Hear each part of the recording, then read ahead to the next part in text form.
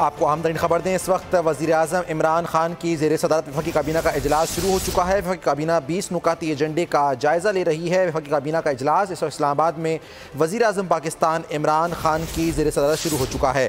जाली अकाउंट्स की वजह से ECL में शामिल 172 नामों में से कुछ नामों को निकालने पर नज़रसानी एजेंडे में शामिल है। मज़ीद तफ़सीलात जानते हैं इजलास की बोल न्यूज़ के नुमाइंदे ग़ुलाम मुर्तज़ा से।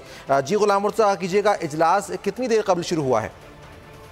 जी, अभी चंद मिनट पहले ही इजलास जो है वो शुरू है। वज़ीर-ए-आज़म इमरान खान जो है वो इजलास की सदारत कर रहे हैं, जहां आज सबसे अहम एजेंडा आइटम्स जो हैं उनमें 172 अफराद का नाम जो शामिल था इसमें ECL में, उस पर गौर किया जाएगा। ख़ुसूसी तौर पे आज जो हमारे ज़राए हमें कंफर्म कर रहे हैं कि वज़ीर-ए-आला सिंध जो है उनके नाम के हवाले से ख़ुसूसी तौर पे फैसला किया जाना मुतवक्को है कि आज उनका नाम शामिल किया रखा जाए या उनका नाम एग्जम्प्ट कर दिया जाए, निकाल दिया जाए।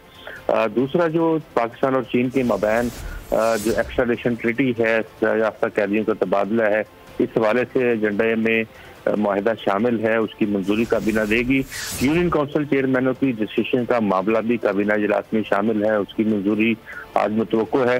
आज एक अहम एजेंडा आइटम है जिसमें वफाकी काबीना गुर्बत के खात्मे के लिए कोऑर्डिनेशन काउंसिल का क़याम, उसकी मंजूरी दे रही है। वफाकी काबीना आज नर्सिंग काउंसिल के मेंबरान की तैनाती की मंजूरी भी देगी। दुबई एक्सपो के लिए पाकिस्तान का हिस्सा जो है वफाकी काबीना $50 लाख की ग्रांट, इसकी मंजूरी आज दे रही है।